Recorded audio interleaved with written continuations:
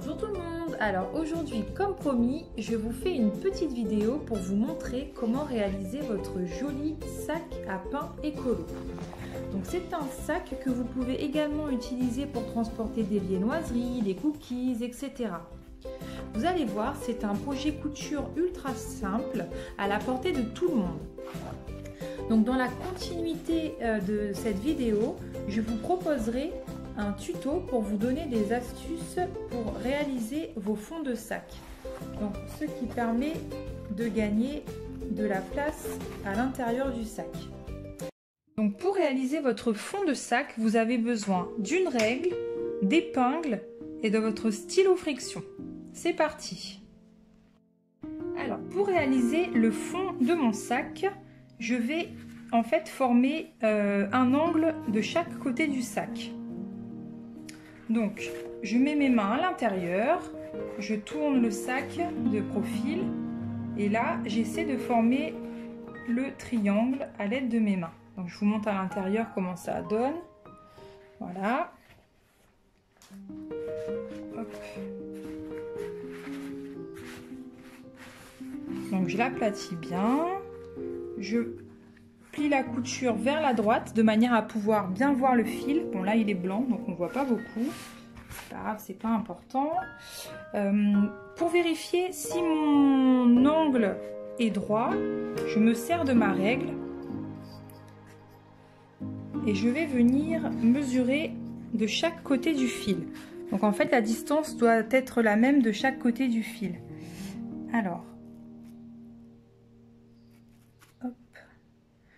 Donc là j'ai 5 cm jusqu'au fil ici. Et ici 10 cm. Ça veut dire que mon angle est parfaitement droit. La distance est la même des deux côtés. Donc maintenant je vais venir tracer mon trait à 3,5 cm du sommet. Donc si jamais vous voulez un fond de sac plus important, il suffit de tracer le trait plus bas, tout simplement. Donc moi, 3,5 c'est à peu près ici. Donc je fais mon trait. Voilà, hop. Et je le trace.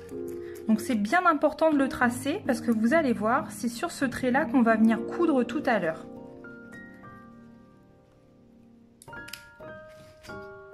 Donc pour pas que mon angle bouge, je vais venir mettre une petite épingle afin de le maintenir le temps de la couture. Voilà, donc vous procédez de la même façon de l'autre côté et on se retrouve après pour la couture. À tout de suite. Donc voilà comment est positionné mon tissu.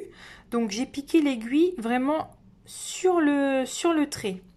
Alors faites attention à votre épingle, il ne faudrait pas qu'elle soit sous le pied de votre machine, sinon vous pourriez casser votre machine. C'est parti pour la couture. Donc ça y est, j'ai cousu mes deux coins, celui-ci et celui-là. Donc maintenant, je vais couper le surplus de fil et je vais couper le surplus de tissu. C'est parti. Donc je vais couper chaque coin à l'aide de mon ciseau cranteur. Alors pourquoi le ciseau cranteur? Parce qu'après, une fois le sac retourné, ce sera plus facile de former les coins. C'est parti. Alors attention à ne surtout pas couper votre couture avec le ciseau, un accident est vite arrivé. Donc voilà, mes deux coins sont coupés, je vais pouvoir retourner mon sac et le mettre sur l'endroit.